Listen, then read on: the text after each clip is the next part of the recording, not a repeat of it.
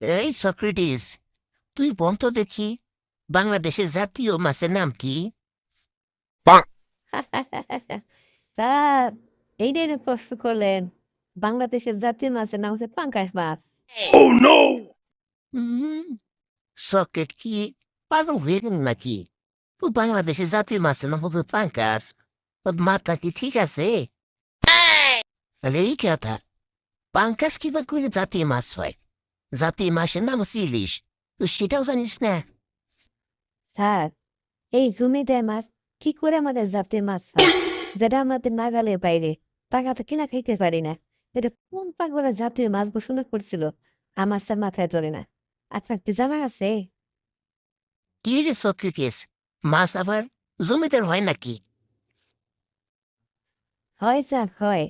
যে মাছ আমরা টাকা বা কিনে খাইতে পারি না, যে মাছ বিদেশে রপ্তানি করে, আর 5 বছর হলো একটা ইলিশ খাইতে পারলাম না, সেই মাছ জমিদার না তো কি স্যার?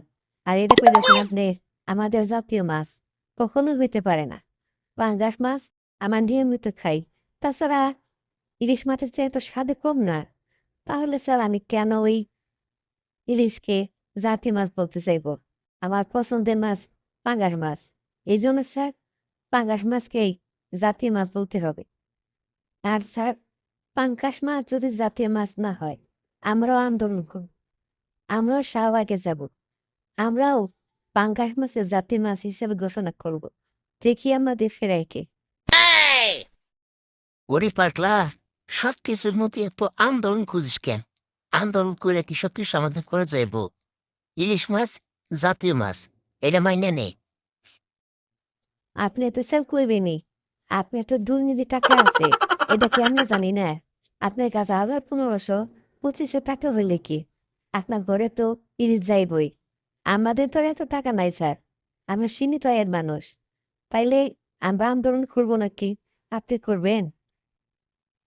স্যার, কথার মধ্যে কথা হইল, সারা বাংলাদেশের মানুষ যখন নিজেরা নিজের অর্থে অল্প দামে ইলিশ না খাইতে পারবো এবং বিদেশে রপ্তানি করব, সেদিন আমরা স্বীকার করব ইলিশ জাতীয় মাছ। না হইলে পাঙ্কাসকেই আমরা জাতীয় মাছ হিসেবে ঘোষণা করব। এতে কেউ আমাদের ঠেকাইতে পারবো না।